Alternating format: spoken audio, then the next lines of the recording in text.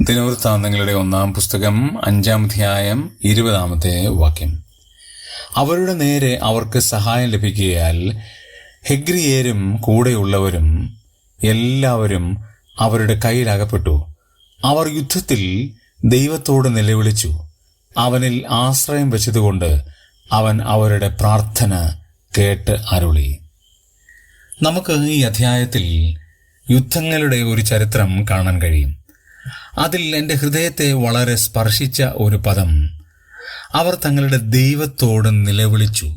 2, അവനിൽ ആശ്രയം വെച്ചു. 3, അവൻ അവരുടെ പ്രാർത്ഥന കേട്ടരുളി.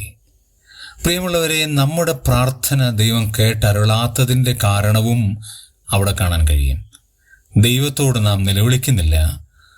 2, നമ്മുടെ ആശ്രയം നാം ദൈവത്തിൽ വെക്കുന്നുമില്ല.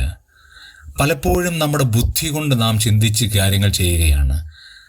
നമ്മുടെ ബൗദ്ധികമായ ജ്ഞാനം നിവർന്നു നിൽക്കുകയാണ്.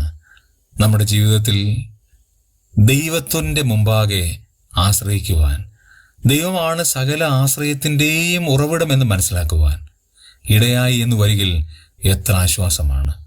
നമുക്ക് ദൈവത്തോട് പറയാം, കർത്താവേ, ഞാൻ അങ്ങയിൽ ആശ്രയിക്കുന്നു.